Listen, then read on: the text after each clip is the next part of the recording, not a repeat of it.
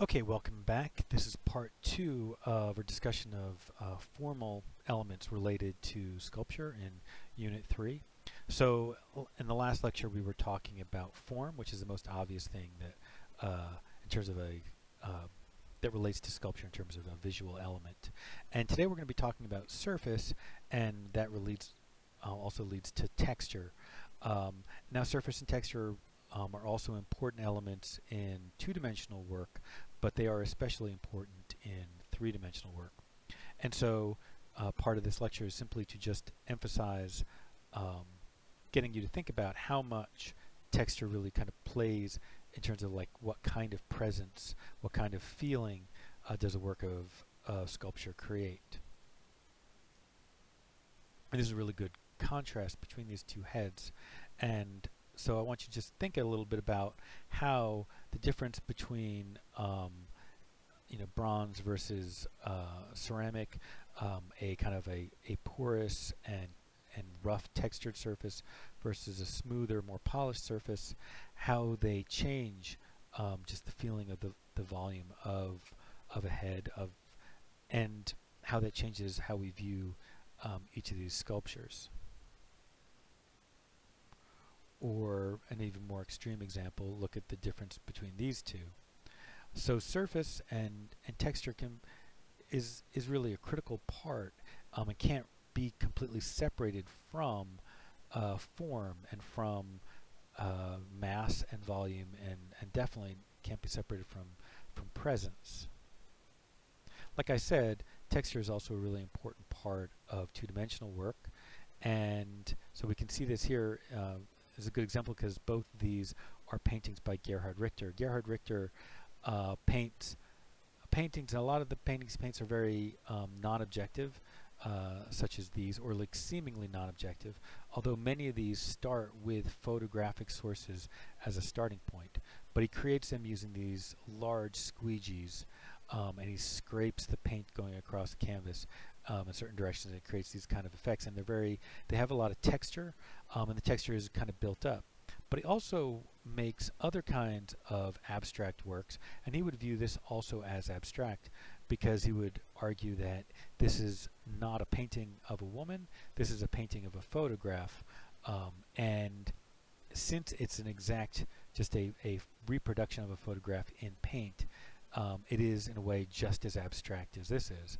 But for our purposes, whether this is representational and this is not is less important of an issue than the question of how smooth and flat this is versus how textural and built up this is, and how that changes the way those works work. For this kind of piece, he has to use like a very specific kind of he has to use stand oil in the paint, and he has to use very soft hair brushes to brush out the paint to get that super smooth quality. Okay, let's keep on going. So besides texture, the other thing that came up when we're talking about, especially as we were talking about the end of Greek art, and we were talking about the Hellenistic art, and we were talking about sculpture that had a lot of activity and a lot of dynamics, a lot of movement and tension and energy. So the other thing I want to talk about is dynamics, both in terms of how it relates to sculpture as well as how it relates to two-dimensional art. We'll talk about dynamics and in terms of movement and rhythm more later on in the semester, but now is a good time to cover it. So as we've already seen, sculpture can be extremely dynamic. It can have a lot of energy and a lot of tension and strain, and I think on these two pieces you can see that. I don't know why I don't have the name down for the Laocoon group there. So one of the things I ask my students in class to think about as we're covering this is how do shapes create movement, and different kind of ways that shapes can create movement. Shapes can create movement through each individual shape's directionality or through their organization, right? How they're grouped together. Like these triangles don't point in any particular direction, but because of the way they're grouped, they lead our eye in a direction. But also, even shapes that generally don't have a lot of direction, if they start to flow or shift in certain ways, can create a lot of movement and a lot of direction. So we can see that also in painting, right? And in photography. Obviously, I need to come back and put in all the names on all of this. I can't believe I never got to that.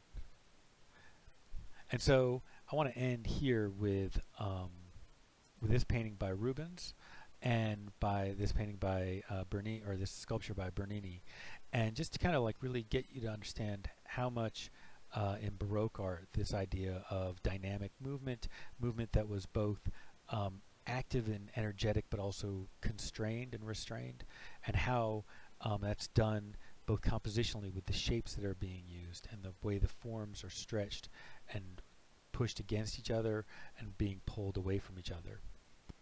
Okay, I think that's the end of the lecture. All right, that's the end of that part. Lastly, for the last lecture, we will talk about the issues of representation and what is a truthful or a not truthful representation, and that'll be on our last part of this unit's lectures.